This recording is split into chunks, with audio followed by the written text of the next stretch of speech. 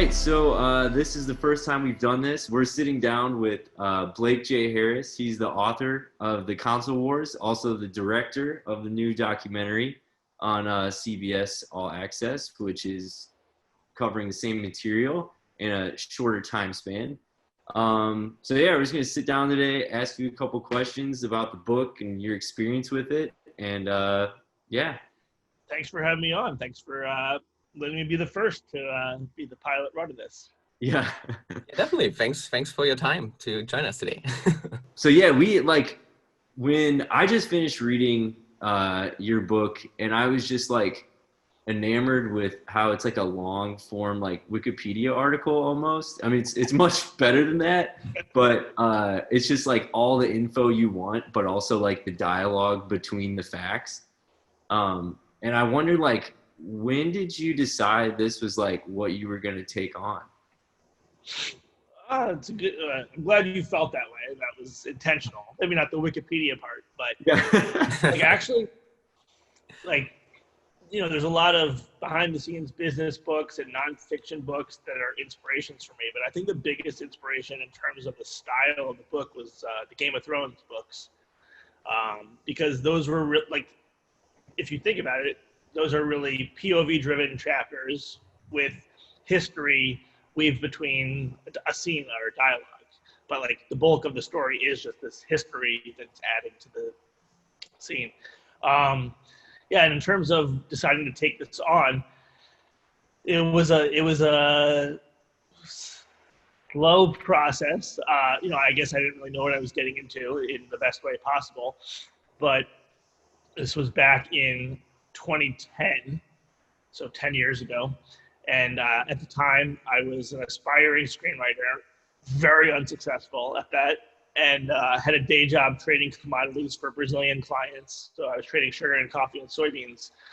And I really just wanted to read a book like Console Wars. I just wanted to learn about behind-the-scenes history of Sega and Nintendo, the business of video games, the history of video games. And I was shocked to learn that there were so few books out there about the topic. And then I started reaching out to the people that would end up being the main characters in the book, just employees of Sega and Nintendo. And I didn't really know where that was going. I guess at that point I had decided I wanted to do a book. So that was what I was saying to them. And I had, at first, you know, it was very hard to get them to respond because I had no bylines and no, you know, credibility, which I did. But you know, it was sort of a numbers game, and you know, I'd only hear back from 10 or 15% of the people, but that would help give me something. And I just kept going until I finally had a handle on the story and started to have more and more success. Who was like from experience, especially with, you know, we do a lot of like label licensing or music licensing, and from experience that is hard to get traction doing that because you're just sort of like, hey, I'm this person you've never heard of. Like, do you want to tell me your life story or hand over the keys to the kingdom? Exactly. Like, who was the first person that sort of like, because it's always, I feel like, you know, it's 1, 2, drip, drops, thunderstorm. Who was like the first person to give you kind of all access? Yeah, I'm so glad that you've gone through it because that's exactly how it feels. So in terms of like giving you the keys to the kingdom or really helping go from drips to like a full-blown project, it was Tom Kalinske, you know, the main character of the book, and also not just that was what opened the door and really helped get me access, but that was what helped give me a sense of how the story could be told. And so I had my first call with him. It must have been in 2010, and we spoke for 2 hours. And the first hour of the call was before he even got to Sega, and I was just blown away by all that. And I remember thinking that, like, wow, other than my mom and dad, this guy is like the adult most responsible for my childhood. Like, like all the stuff he did behind the scenes, like oh, He-Man, Master of the Universe, Flintstones, vitamins, like. And then he started talking about Sega, and he started, you know, I think one of the first things he must have said was his being in Hawaii and being approached by Hayao Nakayama, which is the first chapter of the book. And I just remember thinking, like, wow, that's like a great opening to a movie. Like I can't believe that no one's ever written about this before. I can't believe that actually happened. And so by the end of that call, I knew I really wanted to do this book and dedicate years to it, and then eventually also do it as a documentary and as a dramatized TV series, and then also having spoken to Tom, and then as I got to know him more, having his endorsement or whatever he was saying to people who would ask if he had spoken to me, really was what got it moving. Was that the case for most people that you got on board, or was it like sometimes a little bit tough to get information out of people and then being reserved about behind the scenes stuff, or like how difficult was it to get all that info out of the people? Yeah, good question. Very good question, especially because Tom is unique, as you get from the book. Like, he's a special guy, and he's probably the easiest, probably the most forthcoming. But at the same time, I had to earn his trust to some degree. For him, it was more a matter of convincing him that other people would actually care about the story. I often tease Tom Klinsky that for all of his talents and all of his abilities to know what people will like with toys and games and all that he was so skeptical that people would like this book. He's like, who's going to want to read this? I was like, aha, the one thing that I knew that you didn't know, Tom. Yeah.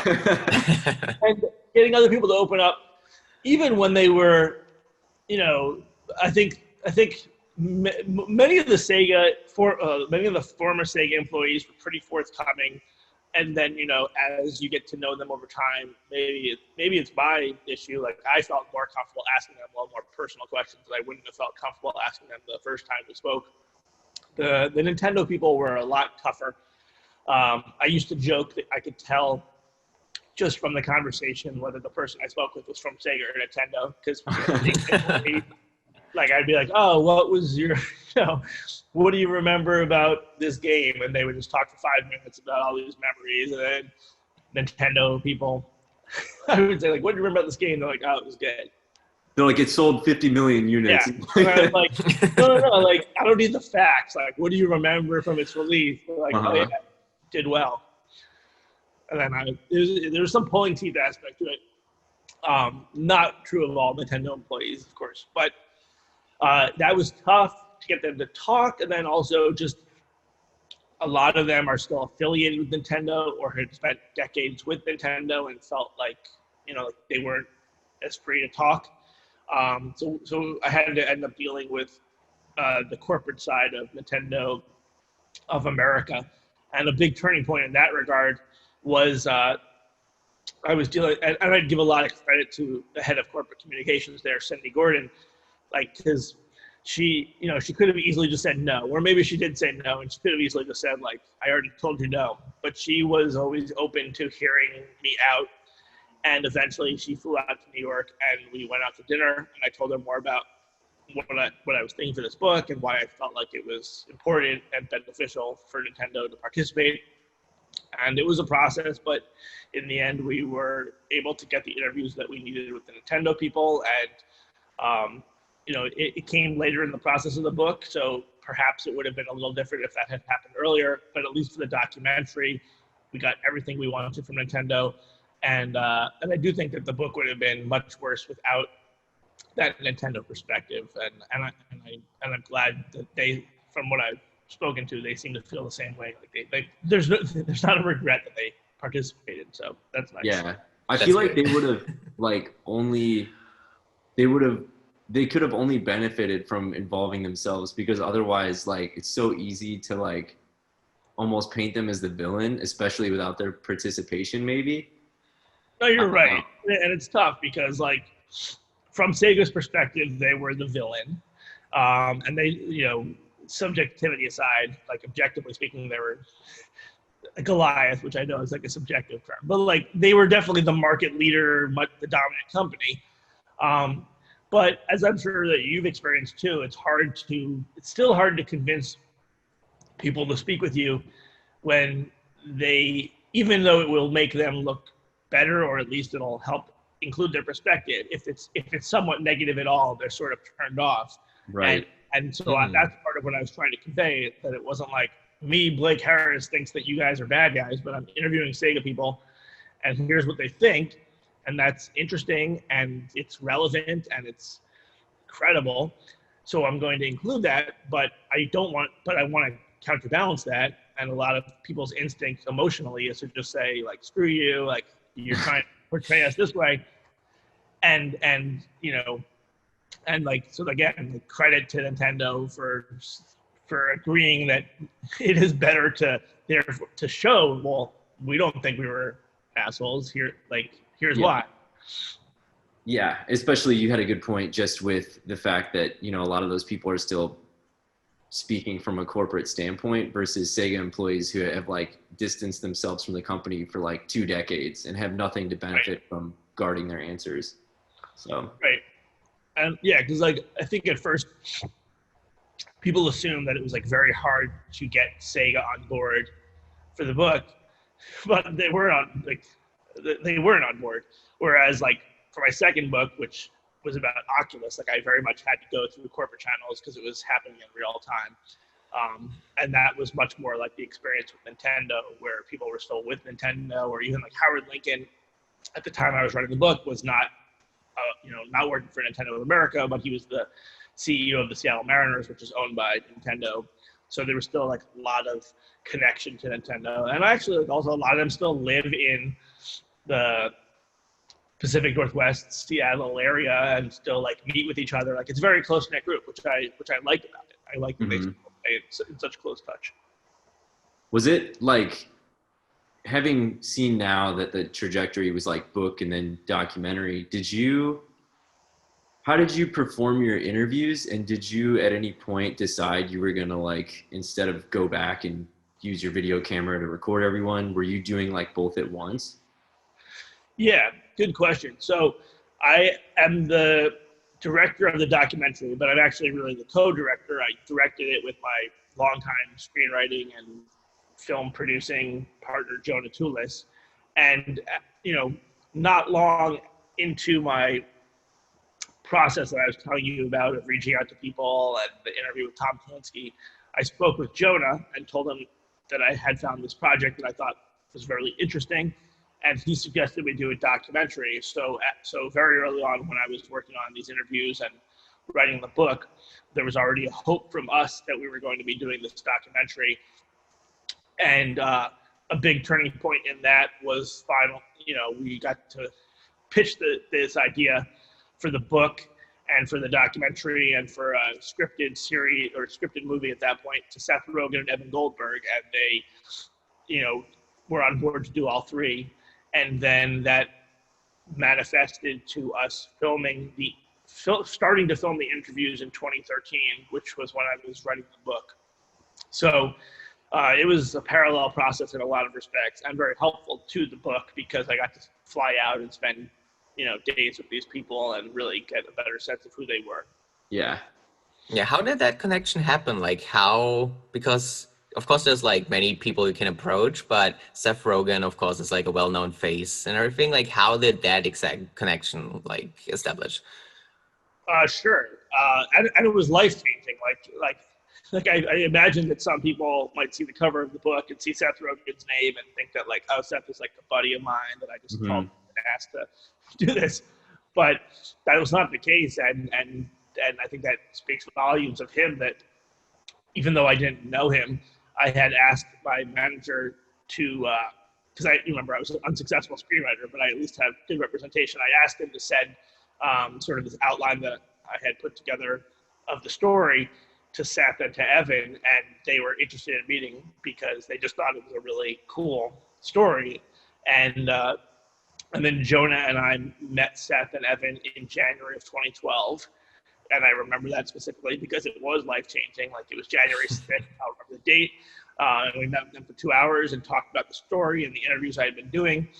And by the end of the day, they called back and said that they wanted to be involved and ended up writing the forward to the book and ended up financing the documentary and helping us develop it. And, they're still working on the scripted. Now it's a limited series. It was originally a feature film.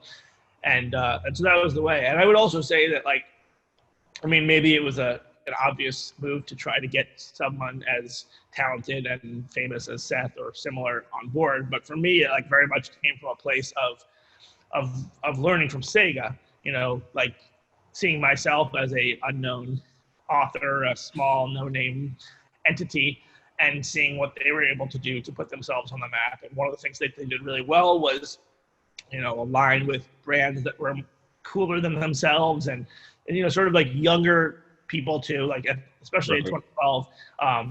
You know, Seth was a very big deal and had done so much, but he wasn't even as, you know, much of a celebrity and well-known entity as he is now. And those guys have stuck with us throughout 8 years of this. So, you know, it's been definitely made the right choice, and it really was life-changing. It's crazy how much, like, I mean, first off, that was my impression too, was that like, oh, they must have been buddies, like, yeah, exactly. Because me and Kevin were talking before this, and we were like, oh, that's gonna probably, it's like unrelated to the interview, but we were like, this is just so interesting of a partnership. Well, I guess it's related, but it's funny that like those guys, especially I guess Seth Rogen, at least he's been, you know, in the public eye since he was at least in his late teens or something. But like, isn't it funny that like the common denominator of like all of our kiddom is like this Sega and Nintendo thing? Yeah, it's amazing because like again, like I hadn't met with a creative executive at Seth's company before, so like there was some connection there. But like for Seth to actually meet face to face with me, let alone for 2 hours, like it would really have to be a project that he was so interested in, and like, you know, I feel like there's no other project. Like I could have had, you know, like I could have had the greatest script idea in the world, and he would just be like, oh, okay, because, you know, like who would, like, you can never really tell, but because it was video games, because it was like this behind the scenes of his childhood sort of thing that we shared in common, that was what caught his interest. And that was part of, like, to your point, like what makes the story so fascinating, that so many of us have this intersection and this shared experience. So when you were growing up, have you been feeling the same clash? Like that there was a definite either team Sega or team Nintendo, like when you were growing up with like your friends and everything? Yeah, absolutely. And like in my personal case, you know, in 1990 in America, 1 in 3 homes had a Nintendo, and I was one of those 1 in 3 homes, and I loved it. And so naturally I wanted to get a Super Nintendo when that came out, but my parents said no because it wasn't backwardly compatible. So essentially it was a business decision that changed me from a Nintendo kid to a Sega kid. But I definitely remember like being on the schoolyard and arguing with friends and others that Sega was the best, at doing the Sega Scream, and then also sort of making friendships based on who had the Super Nintendo, so like go to their house and who had which games. And that was a really big part of the childhood. So yeah, and I look back very fondly on that, even though it was maybe spirited at the time. It is funny. Like, I feel like I know who was like the Sega kids on my block. Like my neighbor Chris, because I grew up in the Chicago area. Like my neighbor Chris wore exclusively Bulls starters jerseys and backwards hats, and he had a Sega Saturn. And it was like, of course he had a Sega Saturn. Like, yeah, that's funny because like for me, my dad was a big gamer. He was the one who got me into gaming. So when I grew up, like my very first games that I ever played was the first Sonic the Hedgehog and Donkey Kong Country. So it was both consoles in our household. And I had fond memories playing both of those. But since we had both consoles, I never had like the whole, oh, should we go for this or that? So when I first got introduced, like, oh, apparently there's a choice, like you have to go for one of the others. That was like, whoa, why is that a thing? But it was super interesting growing up as a kid. Where did you grow up, Kevin? In Germany. Okay. Yeah. I am curious. There's like so much to cover, but I am curious. Like, I feel like one of the most interesting aspects of the book is like the way that you have a foreword about this, but the way you like constructed the dialogue, and like how did you like navigate that? Because it'd be so hard to like do do it right and like do right by everybody based on your interviews and everything. Yeah. There was an author's note that briefly describes what, the recreated scenes and the recreated dialogue, which I should mention too was like largely a function of the story happening so many years ago. Because, with my second book, which happened in 2012 through 2017, there was so much better memories and so much better records. And so because I believe that dialogue and real-time human interaction is a really important part of storytelling, it was a lot harder to capture that back from 25 years ago. And so I guess given my background as a screenwriter, it won't be too surprising that, like a lot of screenwriters tell you, the dialogue is the last thing they do. It's much more about the plotting of the story and structuring it. So it wasn't, the book was not really like dialogue driven. Like that was what went into place once I had, like I told you, like the Game of Thrones, like the history and everything in the right place. And then I don't think I would have felt comfortable doing the dialogue or as much as I had if I had not also had the interview subjects at my disposal and having their support and collaboration. Because it was something that I wanted to make sure that they were on board with, that I would share with them, they would give me feedback on. And, especially because it was very much like in the spirit of what the conversation was. It wasn't word for word, exact details. But I wanted to make sure that I was capturing like the tone, the end points and the beginning points, so that, you got a sense of like where things were left. And and so having them to be able to email and to share the stuff with and get feedback on was a critical part of that process. Mm. Yeah, I'm curious, like, what was your reaction to, I'm just thinking, especially back to Kalinske on the beach, Tom Kalinske on the beach, like all these crazy moments that happened throughout the book and apparently like in real life, like, do you think like those sort of things still happen now, or is there something like special about, I feel like there's something mythological about that era. Yeah. Yeah, I mean, I definitely agree that there's something about that time period that is lost today and can never be recaptured. I guess I don't think about it in terms of like the dialogue or like Tom Kalinske on the beach, because again, like in my mind, I had these two things that I spent several years on. So in my second book, like I feel like Palmer Luckey is a larger than life character, and the stuff that happens to him is as crazy as Tom being approached on the beach. But just in terms of the story itself, I think that there's something about the 90s, especially like the 90s in the United States, that now post-internet, post-polarized country feels like even more lost. And I think the answer is like quite obvious, for better or for worse, is the internet. The 90s was like the last pre-internet decade, the last vestige of the monoculture where, everyone was watching the same shows, even if they were good or bad, and at least had that in common with each other. And I have to say that coming off of my last book, which dealt a lot with people shouting at each other on the internet with Oculus and them selling to Facebook, and then the political opinions of Palmer Luckey.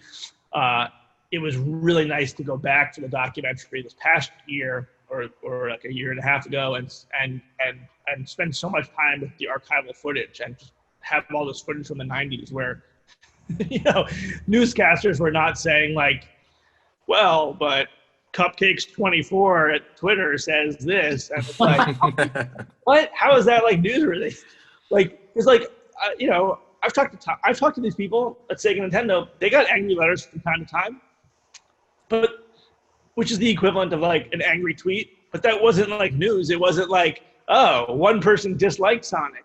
Let's talk about why they disliked Sonic. It was more about like, oh, here's this cool new game Sonic. Here's what you can do. And so it felt like there was a lot less noise. Certainly I'm biased because I lived through it. it was my formative years, so I'm sure that I have a tendency to see them through rose-colored glasses in some sense of nostalgia. But you know, I do think that so many people look back fondly on that time period, and that as much as there was a rivalry, it was never heated or disrespectful in the way that things tend to go nowadays online, and where everything becomes sort of like a hot button issue. But the other thing I noticed too is just that it seems like so often nowadays that if you publicly support one thing, it's seen as like disrespecting the other thing. So whereas back then I was a Sega kid, I loved Sega, and I might even tease my friends who had Nintendo, but like it was very obvious that I loved Nintendo. Like I would go to their house and play the Super Nintendo. I had an 8-bit Nintendo. Like it was like saying I loved Sonic was not so much a slight to Mario as it was just my belief that Sonic was better. Yeah, definitely. Also, one thing that I feel like, which separates the 90s and everything from nowadays, these days you have like so much behind the scenes footage. Companies are way more open. You have like complete soundtrack breakdowns, how they did all the different songs. You have like concept art books and everything. But when it comes to the 90s, it really feels like digging up some mysteries or treasures that would have gone lost over time, or like maybe only the people would have known about that worked on the game themselves. I feel like... Oh, you're so right. You're so right. Because I think the best example is Sonic the Hedgehog. Obviously, that's like the crown jewel of the Sega company and their greatest game, their greatest character.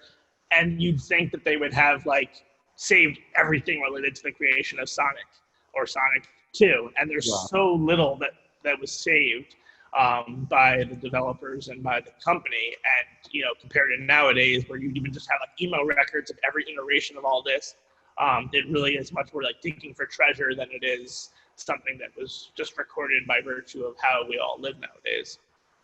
Yeah, I would argue that like I almost feel like some fans have more archival documents than like the companies themselves. Yeah.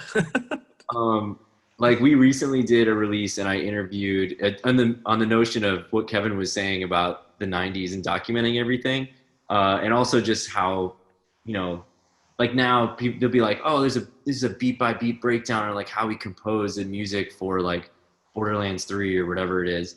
And we recently interviewed Howard Drawson, who did the Comic Zone soundtrack, and he also did Sonic Spinball. So he used to work at STI as their lead composer for like 5 years, I think. And I was like, I had recently listened to a podcast with him where he was saying that on his first day, he just like was messing around with the GEMS software and came up with like this beat. And two of the executives came in to listen to it, and they're like, okay, that's going to be the soundtrack for Toxic Caves. And he was like, really? And like, yeah, so this is going to be like soundtrack to the first level. And he had only like 4 or 5 hours on it. But, I just feel like there was less like, maybe I'm wrong, but it just seems so simple. Like there's less go between. Like, yeah, that sounds good. Press it. Like, go for it. Totally. I would also say, in that case, it makes it seem like it was underdeveloped.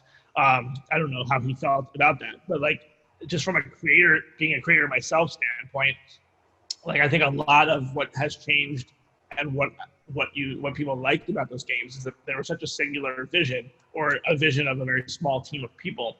Like even the Sonic team, which made the best game, was only like 4 or 5 people, whereas now it's hundreds of people or dozens of people that are involved in the development game, and because it has to be, because it's such a big undertaking. But when it's a smaller group of people, you tend to have more of a very specific vision that is sometimes weird, like ToeJam and Earl, but Right. like feels like it's all of the same world. It doesn't feel like there's many cooks in the kitchen.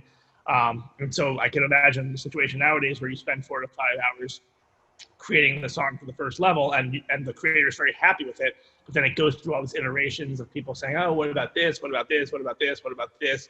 And it just sort of changes, like slowly it just becomes not what the original vision was. And so I think that's another big reason that people look back fondly on games from that era, because for better or worse, they are very, very cohesive. They feel like they were created by the same single person or a team of people, and that their vision was carried through. Yeah, that's a good point. Yeah, it's just like more of the pure like Yeah. relation of the minds of 4 to 5 people as opposed to a huge group, which I guess in the case of Sonic the Hedgehog is a good thing since he's like, I guess, I found that part interesting in your book where they were talking about how it's like, they sent him over initially and he's just like this monster with sharp teeth and just like a rock band. Right. Yeah, no, that's a good point. Like, because as a creator, I don't like having other people tell me how to change my thing, but there's a lot of situations where it's good that they do. Yeah. As with Sonic, like that was good that there were other decision makers involved giving input. So it's not necessarily a good or bad thing. It's just how things have changed. Yeah. What was your thought, having just finished the documentary on CBS, I was like not disappointed because it was awesome to see like everyone realized, like when you read a book, especially like Game of Thrones, for instance, you want to see like Tyrion, you want to see everybody. So it was awesome to see like some of the main characters like come to life. But how did you decide, like, there's a lot that you had to trim? How did you decide, like, because there's so many good parts, like, I guess they could have only really existed as like dramatic reenactments or something like that.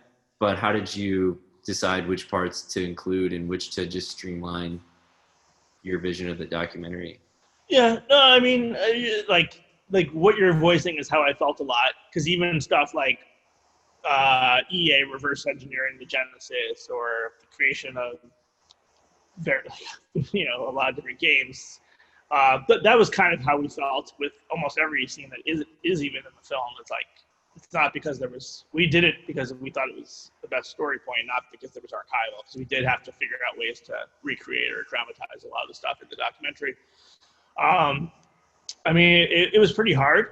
I think that I've talked about it in the past that with the book, and with anything I write with my grandmother in mind, trying to think like, how could I get her to care about this subject matter? Because she doesn't inherently care about Tom Kalinske or Sega or Nintendo, but she does care about a guy on a beach being offered a job and going into no.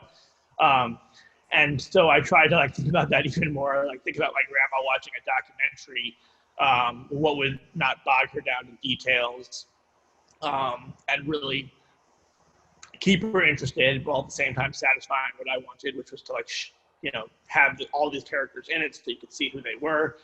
And I think that like, if you actually look at what's in the documentary, though maybe it wasn't something like Jonah and I didn't really consciously talk about this that much, but in the end, I think it guided our decision. Like, if you look at the documentary, most of the scenes in the film are like actual moments that happen. They're grounded in that. So whereas a lot of stuff that happens in the game industry is gradual over time, like the development of something, that's not a specific moment. That's not a specific meeting. And we tended to gravitate towards like CES, which was like a couple of days, or Tom on the beach. The development of Sonic is an exception to that. But like, the boardroom meeting in Japan with Tom's 4-point plan, we tended to focus on those sorts of things because we really wanted the viewer to feel like they were in the office with these people and in the rooms with these people. And I think that lent itself to that sensibility. Mm-hmm. No, it's great. Yeah, it makes sense. It's always like, I mean, even just coming from a standpoint of like writing a script and shooting a movie, you're like, there's probably 30 pages that people always have to toss out of like, but this was going to be a really cool scene of like the coffee shop, and everyone's like, no one wants to see that. No, it's true. Except the difference is, of course, this is a real story. So, right. Like sometimes the cool scene, like sometimes it needs to be in there just because it's true, and sometimes it needs to be in there just because you feel like a responsibility to the people whose stories you're telling. Like even though, like my grandma might not think it's a cool story, like it was very important to Sega's success and should be documented in a book about that. And so I always, sort of take that as a challenge. Like, I feel like there's material that I know has to be in there, and it's just a matter of figuring out the way that's not going to get thrown out. The documentary probably less so that problem, just because it was so condensed that we had an embarrassment of riches to deal with for stuff that was, you know, a lot of it would have just passed as very interesting inherently. Yeah.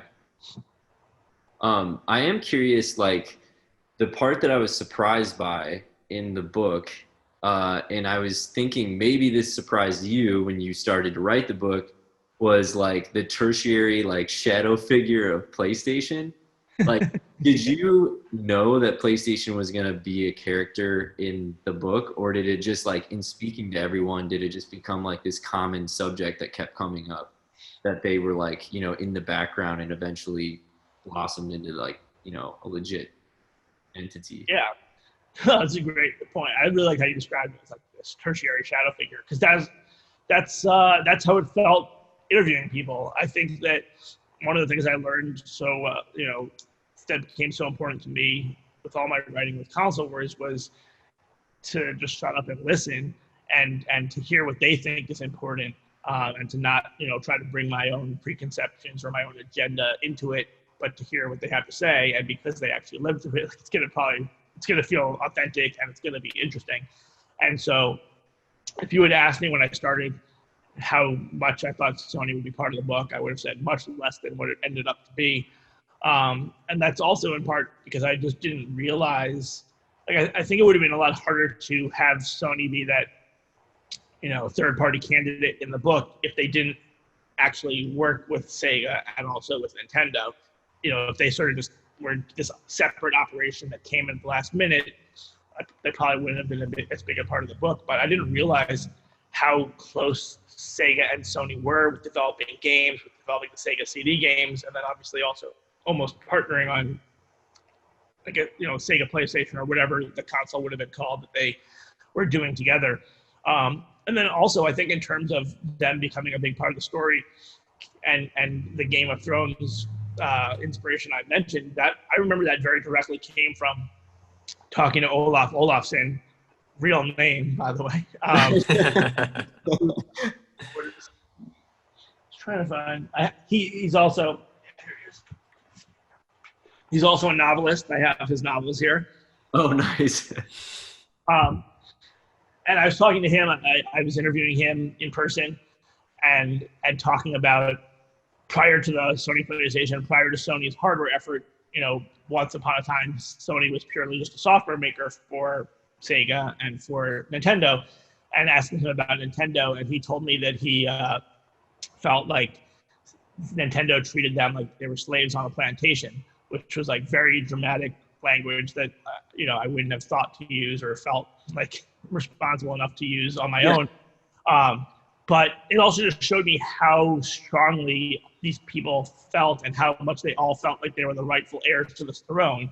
That, like, you know, they all were the good guys in their own story. They all believed that they should be the, you know, console leader, which is so much of what Game of Thrones is. It's, you know, all these different point of views of like, well, here's why I should be the, you know, the king. Right. Yeah. No, the more this interview goes on, that metaphor makes perfect sense now. Yeah, definitely. I wasn't sure, like, at the beginning, like, okay, but it makes more and more sense the longer we go on. Speaking of the whole, like, because, like, of course, Sony, we know these days is like a big name and everything. Do you think a book like that would not work as well anymore because the companies themselves, like, there's even like tweets whenever Nintendo launches something, Xbox is congratulating them. So the whole like console wars and what team you are on is more driven by the actual like consumers these days rather than the companies. That's a great point. That's like, that's the biggest difference between the console wars of yesteryear and the console wars of today, is that the corporations themselves are not driving it, at least publicly with their rhetoric. They are like, even like, actually, like, what, 2 or 3 days ago, Microsoft tweeted, "Make love, not console wars." So like, they are very much not driving the rivalry. So I think it would make for a less dramatic story. I don't know enough to say whether, like, internally, like if that's actually how they feel or if that's how the employees feel. And I think it's like, it's kind of disappointing to a degree, because at the end of the day, the console wars between Sega and Nintendo and I would imagine most others throughout the early years of gaming, like the real winner was us, the consumers, because as you see in the book, like that drove each company to want to do better, to make their products more affordable, to take bigger risks, and like we were the beneficiaries of that. And so there's a lot that Sony and Microsoft have in common nowadays, and maybe they would have less in common. Maybe they would take different risks if they were more competitive with each other. I don't know enough about that, but it does seem like a little disappointing to me that they're not so much going head to head. And then to your point, Kevin, like that therefore makes like the competition driven by consumers as opposed to, the people of these companies. Yeah, it is like it is. I agree with you. It is disappointing because like every once in a while I'll go down an internet rabbit hole of just like the Sega Visions magazine or like old Nintendo Power magazines. And I feel like a lot of that advertising now is sort of like flavorless in comparison to what you would have seen before. Like if you put those commercials next to each other with no logos, you'd be like, I guess this is the same game company. Exactly. Yeah. and I would also add to that as much as people would look like there was a tribalistic aspect to the gaming of the 90s, whether you were Sega kid or Nintendo kid or Sony kid. And I feel like because of recent years, the tribalistic idea has a negative connotation, perhaps deservedly so. But I can also say that as a kid who was, 10 years old while all this was happening, you're always searching for an identity. You're trying to find your community. And so that tribalistic aspect with Sega was very important to me. It helped me feel like I had a home. It helped me feel like I had a voice. And so I see a lot, I think it's a little sad that some of that like you said, you really could watch a commercial for an Xbox or PlayStation and the only difference is the logo. It's not about the messaging. It's not about the branding. It's not about, these different communities. And so, yeah. Yeah. Like for instance, I just like, I don't know, that's what I loved about your book is like, you could, you read about the Welcome to the Next Level ad campaign and like the minutia of that. And, even the characters you wouldn't expect to read about in a game book, like the ad company. And then you're like, all right, I'm going to YouTube a couple of these commercials again. And you're just like, damn, these are awesome. Yeah. But yeah, I did, these are a couple, lighthearted inquiries, but I have to ask you about Shinobu Toyoda's hotel room. Yeah. I'm so curious. Does he still use that hotel room? Oh yeah, that's where we shot the interview. It was in his hotel room. Yeah.